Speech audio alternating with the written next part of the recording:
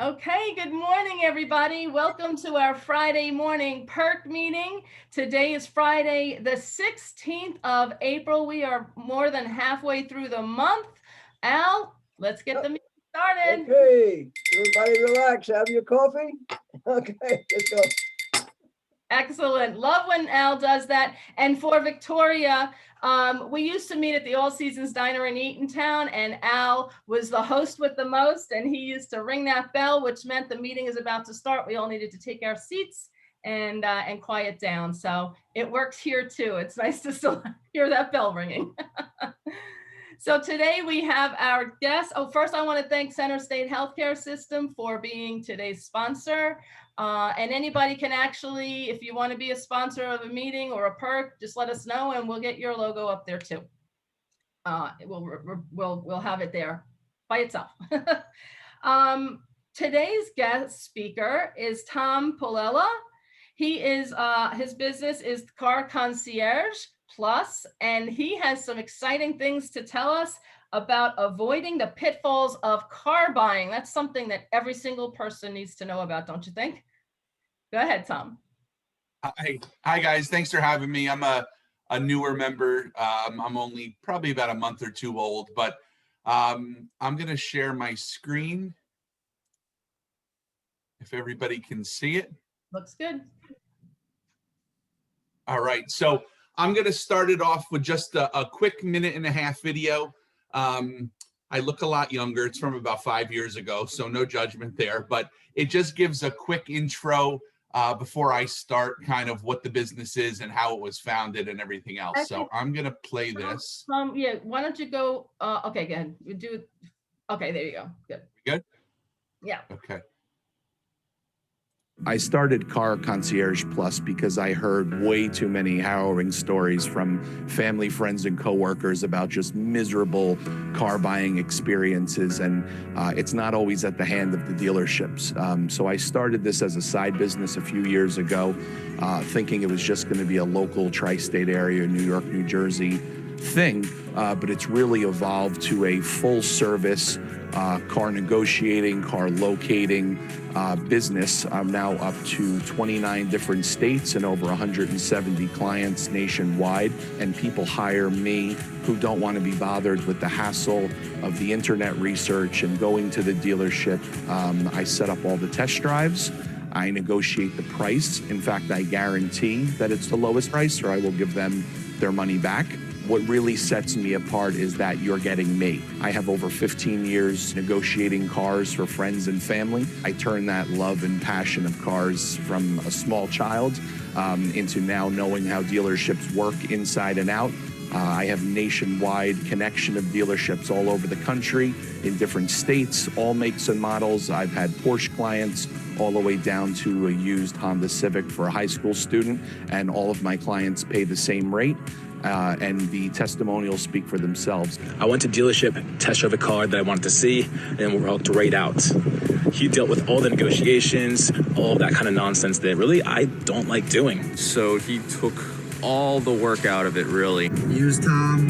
His service pays for himself within minutes of you driving off the lot, which I just did with my brand new Audi Q7. And he finds deals that literally no one else can find. And thank you, Tom, from Car Concierge Plus. Because really, he was a huge, huge help in helping me get my car.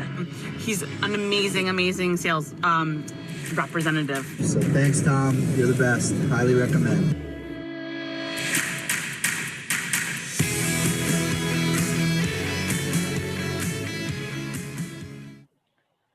Nice video. Thank you. You know, when my clients did that for me as a Christmas present 5 years ago, believe it or not. I can't believe it's 5 years old at this point. So anyway, I'm Tom Paolella. I live in Freehold Township. I'm married. I have 3 little kids. I have a son who's 9, and I have twin girls that are 5. Like it said in the video, I've been a car geek, I guess, my whole life. I can't fix a damn thing, but I know more about cars, and you know, some people can rattle off Yankees batting averages and things like that, but I have just been obsessed with cars and makes and models, and since I was a little kid. So my Dad and I take the yearly pilgrimage to the car show. We've been devastated the last few years. We haven't been able to go. But like it said in the video, so I put together, the first few slides are really just to give you some background on who I am, why I'm qualified to even own this business. And then really the last 5 minutes are all about hopefully giving you some techniques and money saving tips and tricks. And then we'll leave a few minutes for questions. So again, I started this as a side business in 2012. I had heard so many harrowing stories. I would be at a barbecue, I would be in a conference room meeting, I would be in church, I would be wherever. And at least 2 or 3 times a month, people, they visibly look shook. And I'd be like, what's the matter? And I'd be like, I think I really just got screwed yesterday, part of my French, at a car dealership. And really, the way this whole business started is my cousin lived in Hoboken. I just negotiated a Subaru for him. Hurricane Sandy hit, and then the car got totaled. And so I renegotiated a car for him. And, you know, on the way home from the purchase, he said, if you weren't my cousin and I wasn't super cheap, I would have hired you to do that. And a light bulb kind of went off. And unfortunately, I don't come from a very sort of entrepreneurial family, but I locked myself in our home office. I created the LLC and the tax ID and logo and the GoDaddy website and everything. And having a background in public relations, I knew how to promote myself and the company. So it really was just a matter of kind of sitting back and waiting for the clients to come. So you'll see just quickly, my mission is really, I work on behalf of my clients. Unlike you may have heard the phrase or the term car broker. I don't use that word. I'm not a car broker. A car broker, they take money from both the client and the dealership. So the dealership actually incentivizes them with cash. It's called a bird dog to use them. So when I founded this business, I decided to set it up as the complete opposite, where, excuse me, they offer it pretty much on a daily basis. But I decline the money, and maybe I'm stupid for doing that, but I really want to act on behalf of my clients. And I'm a pretty morally sound guy, but how do I know I'm not going to be lazy one day and use my local Mazda dealership because they give me the most money compared to somebody else? So I don't take anything from the dealerships. It's a fair, open playing field. I have my 4 or 5 dealerships that I'll use local to my clients, and they get, 1 or 2 will get first right of refusal. And if they don't give me the price that I want, then I can just move on. So it's really great. And then you'll see loyalty, trust, results. If we go to the next slide. So I have clients in now 42 states. So what I thought was going to be a local New Jersey thing has really blown up. I've had clients in Anchorage, Alaska, and on the big island of Hawaii.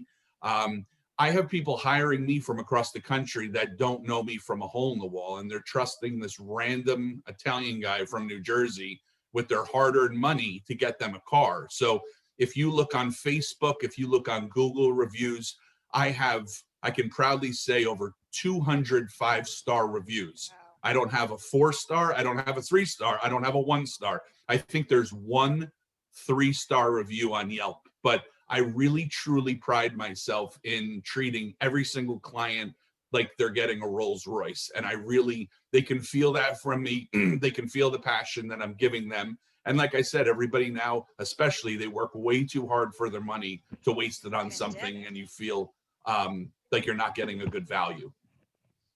So I did this informally years and years ago for friends and family. My cousins, coworkers would come to me before the business was founded and just say, hey, Tom, I don't want to go in this weekend to the Honda dealership. Can you negotiate this car for me? And that's how this kind of started.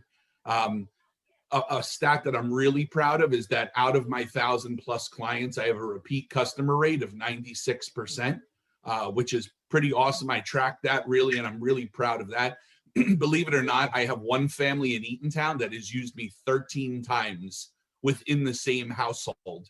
There's a husband and wife, 3 kids, and then there's a grandma and grandpa that live in the attached in-law suite. So between that crew, they've used me 13 times in a matter of 7 or 8 years, which is pretty awesome. This is not some exclusive bougie kind of Porsche and Audi only company. My minimum budget is $5,000. I have a lot of first-time drivers.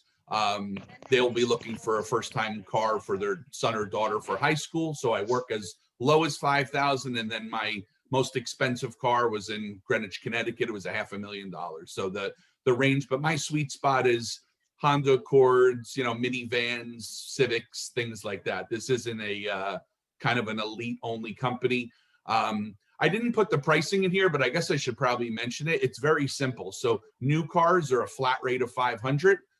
If I set up more than 3 or 4 test drives, then it bumps to $550. And then pre-owned cars are $450. And that's the only variance.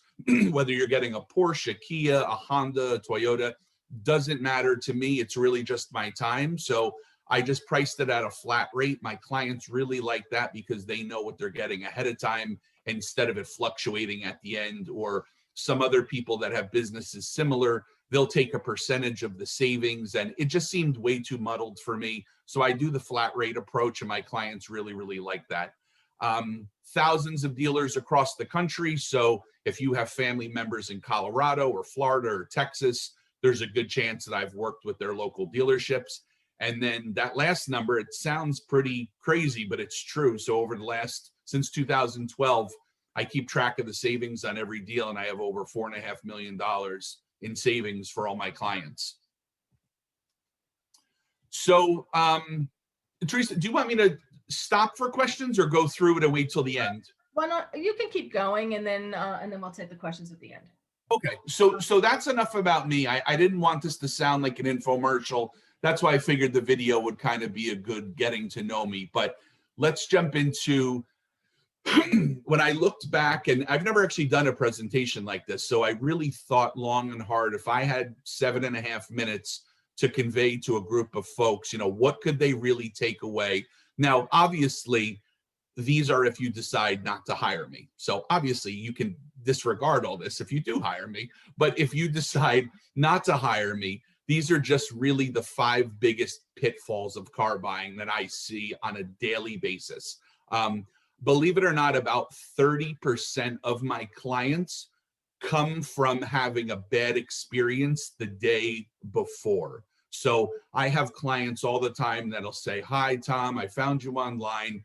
I was at the dealerships all day Saturday. The worst experience ever. Please take this over. I don't want to do this anymore." So the first pitfall, research. It amazes me how about 5 out of 10 clients will not do any research going into a car dealership. They'll be out, they'll be shopping at the Grove, they'll get lunch, and then they'll say, "You know what? Tomorrow, I think I'm going to go buy a car," and they'll just aimlessly wander into a dealership. Biggest mistake you can make. You wouldn't pick your heart surgeon out of a phone book. You wouldn't just pick a nanny for your kids from a billboard, or like people do research for every other major decision, health-wise, family-wise. I have clients that will research on TripAdvisor 30 hours of the best family resort in Florida. But when it comes to a $20,000, $30,000, $50,000 purchase, they just kind of leave it to the wind. And, I found that people really, they're either very research centric, and they'll look at every consumer report. They'll know the makes and models. They will go in armed with more research, and they will overwhelm the salesperson with their knowledge, which is fantastic because you already have the leg up. And I don't look at this really as a battle. There's very morally sound, really good people at car dealerships, most of them. The dealerships that don't have those sort of people, I don't use. They're kind of on my naughty list, and I will never use them again. But really, that's the biggest pitfall. Number one is the lack of research people do. It amazes me. They will research, protein powders on Amazon and pool cleaners and silly little $8 to $10 purchases. But when it comes again to a huge, probably the second biggest purchase of a person's life next to a house, just the lack of research and the lack of knowledge is not there. So that's pitfall number one. Please do your research. maybe you don't need to spend 10 hours, but just at least know going in, here's the car I want, here's the model I want. I know I have a ballpark idea of what it should cost because I've done my research, and here's the average price that other people have paid. Number two, biggest pitfall is the financing terms, right? How to buy it. Cash is king. Your financial advisor will tell you if you can buy a car outright, do so. It's never good debt to have. The only exception to that is if they're offering 0% financing for 60 or 72 months, your financial advisor will probably tell you, keep that $30,000 in the bank or put it into an aggressive account or something, because if you're offering 0%, it's free money. There's no reason to buy a car in cash. But other than that, so financing terms, here's where people really, really get screwed. And again, sorry for that word. A lot of people, so a few things, a lot of people that I work with, they have no idea what their credit score is, which still amazes me to date. That's one of the first questions I ask when I do the initial consultation. I'll say, well, what's your credit score? I get kind of a blank silence on the phone. I'll say, well, do you have a range? Is it above 500, 600, 700, 800? I would say probably 5 out of 10 people know what their score is. So number one, know what your score is, because again, like everything else in life, credit score is king. The higher the score, the better rate you're going to get. Get pre-approved before you go in. Don't leave it up to the dealership to tell you the rate you're going to get. If you're part of a credit union through your company, if you have a mortgage through Wells Fargo, if you bank with Bank of America, if you have a Citi or a Chase credit card, do the due diligence, call those 4 or 5 lenders and have a rate that you're pre-approved in writing or on your phone before you go in.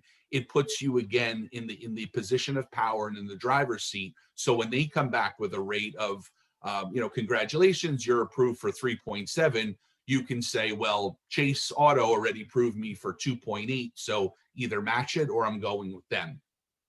And then the second biggest CCP hint, and this is what 99% of people out there don't know, is that it's very shady and it's very uncouth, but it is legal. Dealerships are allowed to mark up your interest rate up to 2 points. So what that means is that if you go in with a really good credit score and they say, oh, congratulations, Teresa, you are approved for 3.6%, and they give you your monthly payment, your eyes immediately focus on that monthly payment. And as long as it's within your budget, you're happy and you don't look at the rest of the paperwork. Meanwhile, they're legally allowed to tack on up to 2 points on that 3.6%. So the reality is, you've had a loan in the past through a car dealership where you were really approved for 2.5 and they added that other 1.1% onto your loan. You don't really care because it's within your budget and your monthly payment, but they're allowed to pocket that 1.1%. And that's true of dealerships throughout the country. Don't ask me why it's a legal practice, but it is. And those are people with good credit that are getting hit with, maybe they'll try to sneak in, 0.6%, 0.7%. People with bad credit that go in with anxiety, just hoping they get approved. That's where it really gets unethical, where they will say, again, congratulations, you got approved for 16.8%. And you're just so happy because your credit score is so bad that you got approved. You can afford the monthly payment. In those instances, you really got approved for 14.6%. And those 2 percentage interest points over the course of a 6 or 7 year loan could equate to thousands of dollars in interest that you're paying that the dealership gets to keep. So that's it in terms of financing terms. The third pitfall is the trade-in value. I'm putting these CCP hints. So decouple the transaction. All that means is keep your trade-in separate from the new car you're getting. And that's where most people will go wrong. They will go in, they will say, here's my trade. I want to buy this new Honda Accord. And then what the dealership does is they will mash them together. And they will either give you a better deal on the Accord and lowball you on your trade, or they will give you more than your trade is worth. So they flash some cash at you and they will not give you the proper selling price on the Accord. So they're going to win on one end. So what I do is, and what everybody should do is, again, if you're not hiring me, is that go in, negotiate the price on the Honda Accord.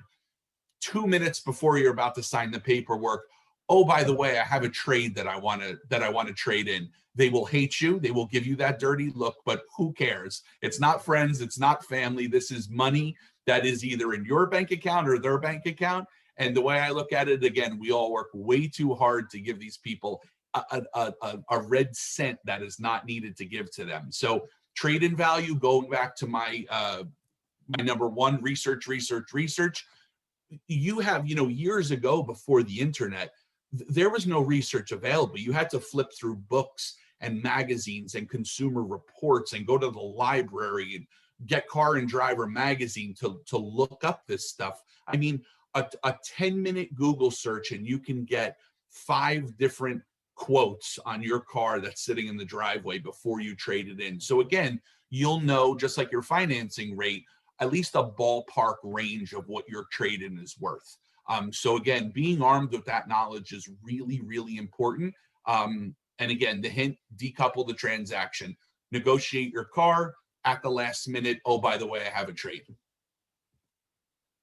Now, I don't know, this may be something that you all have seen. I'm going to flash forward to the graphic and then I'll explain what it is. So if anybody has ever been at a dealership and has had this piece of paper put in front of them, you are 99% behind the 8 ball already. I would just get up, crumble this up and leave. So what is this? This is called, it's called a Foursquare, and it's a very archaic piece of car buying swindling technique. I mean, I'm a pretty savvy numbers person, and this thing makes my head hurt. I don't know. They do it purposely. It's not because the person was terrible with their penmanship. They scatter these numbers and they write all over and they circle and check mark and star and highlight. It's all a ruse to make your eye not be able to decipher what the numbers really mean. So what this is, it's called a Foursquare. I would say probably about 70% of dealerships still use it when you sit down. And what they do is it pretty much breaks up the buying method. So if you'll see in the upper left-hand quadrant, so that's the sale price of the vehicle right there, where you see MSRP and the sale price. The second box is your trade-in. The third box is how much you're putting down. And then the fourth box is your monthly payment, right? It seems like it should be pretty straightforward. What you're paying, what you're getting for your car, the money you're putting down, and how much it's going to cost you a month. But then what they do is below, once they start fiddling with the interest rates and they start coming back with different monthly payments, and this can seriously look like the worst eye chart you've ever seen by the end of this. If this pops up again, and my clients, when I show them this, they'll remember it, and they will tell their salesman, no, my friend Tom told me, no, we're not working off of this sheet. Let's get a clean piece of paper and let's, list the numbers categorically so I can see what I'm getting myself into. So again, that's called the Foursquare. And then the last pitfall are the add-ons. And this is really where you can spend, if you've done your due diligence, you've done the research, right? You got a great price for your car. You got a great price for your trade. You got a really fair interest rate. Here's where things usually go south, is that when you walk into that finance manager's office, the finance manager is the person that tries to sell you the add-ons. I know this also sounds shady, and I don't know how legal it is, but there are many dealerships where the internet service does not work in the finance manager's office. I know you're going to think I'm kidding, but you'll go from 5 bars and 5G to 2 bars and hardly no service in their office.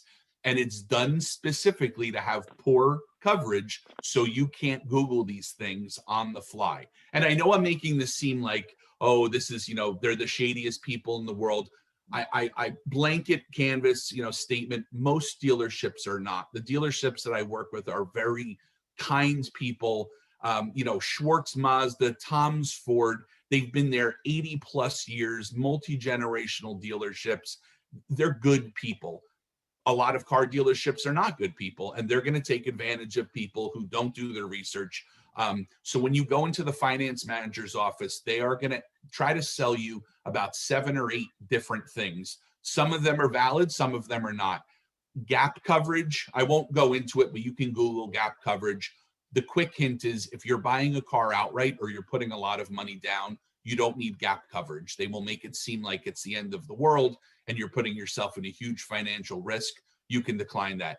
Again, tire and wheel insurance. If I'm buying a Cadillac Escalade with 22-inch rims and I live in Brooklyn, which is pretty much pothole central, then yes, get tire and wheel insurance. It'll pay for itself in a second. If you're buying a sports car with low profile tires, I have it myself on my Volvo because the tires are so thin. So sure, I've already used it. I've replaced 4 tires and 5 rims. Again, if you live in rural Pennsylvania and you're buying a Honda Civic where the tires are $89 at Costco to replace, then no, you don't need tire and wheel insurance. Powder coating, window etching, rust proofing, it's all this nonsensical stuff that they will try to sell you. They will try to bundle the maintenance package. Again, you're going to get more coupons in the mail for oil changes and 10,000 mile services and everything else.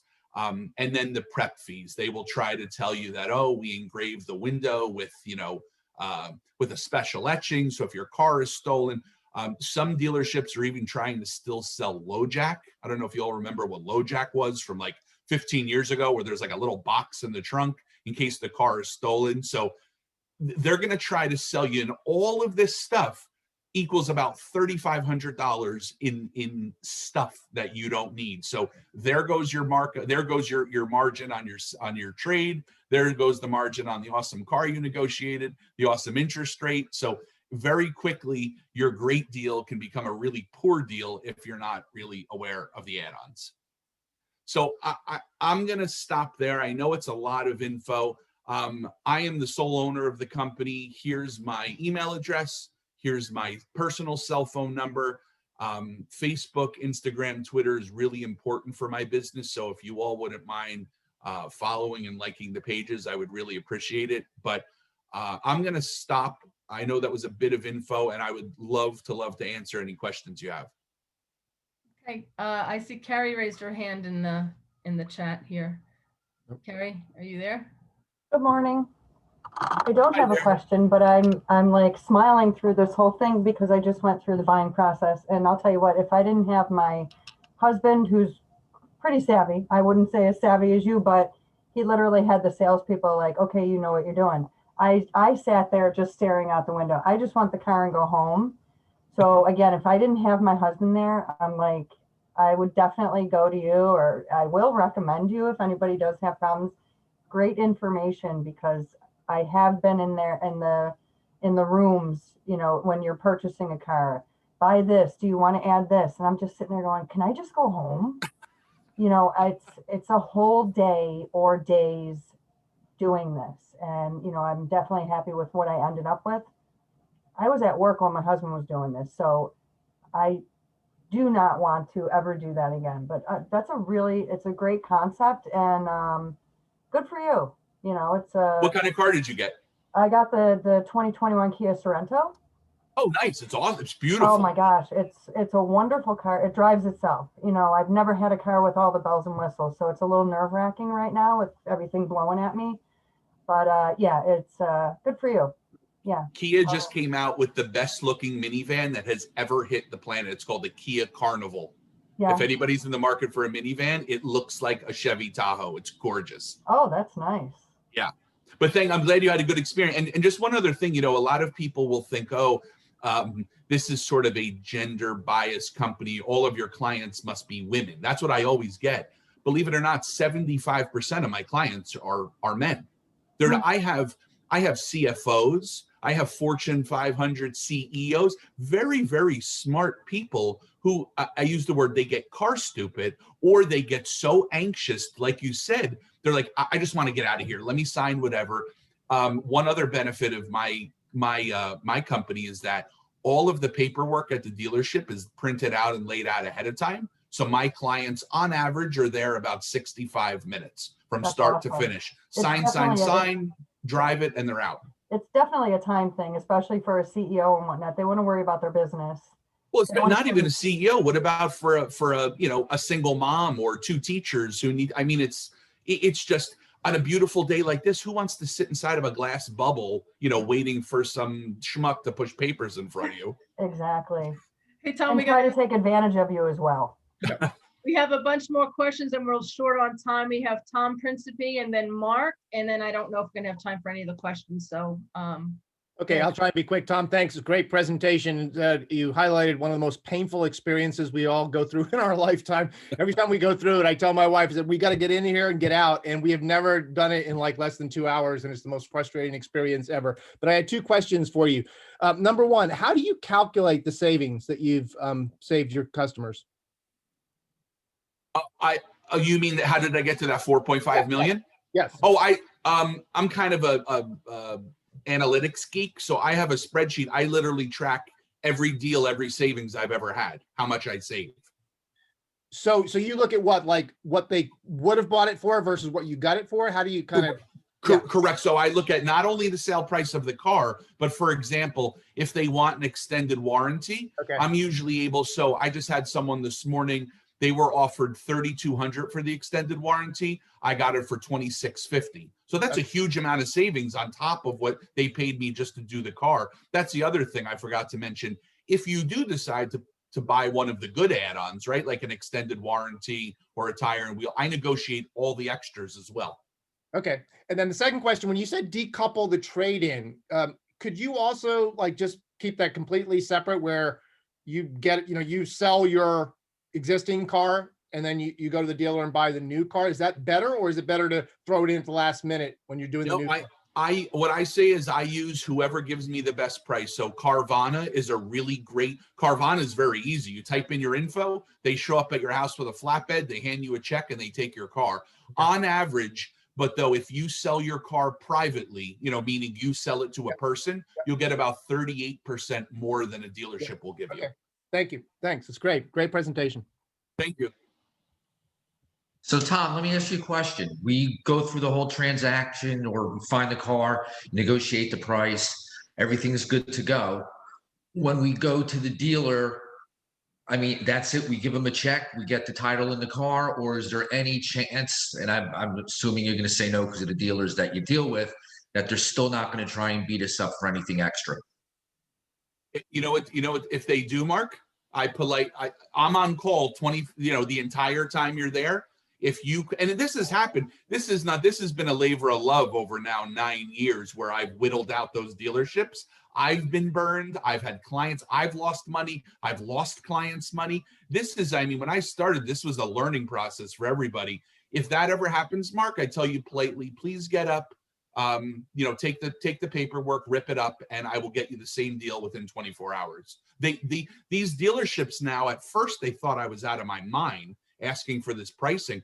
I did 75 deals with Lester Glenn alone last year. They love me because I'm bringing them a qualified person ready to buy. They don't have to lift a finger to sell the car. All I need is a price, and I need my client to be treated with respect. That's all I ask from them. Nice. Very good. Tom, I know there's a bunch more questions, but we really need to get around the room with our introductions and our 30-second commercials. So everybody. Any questions, you can email me, text me, hit me up on Facebook or whatever. All right. Well, thank you so much. This is a hot topic today. We appreciate your giving us those tips and tricks. Sure. Thank you for listening. Therese and Tom, can I suggest that we do this as a lunch and learn where you actually give 15, 20 minutes for questions? Because I think this was incredible information, and we have a captive group that usually comes to the Perk. The membership needs to hear about this. Would you be willing to do a lunch and learn for us like this? Sure, I'd love to. Yep. Excellent. Good idea. Excellent. You'll have more time that way. We get a full hour out of it. Sure. Sorry, I tried to blow through it as quick as I could. No, it was great. Thank you so much for sharing your knowledge.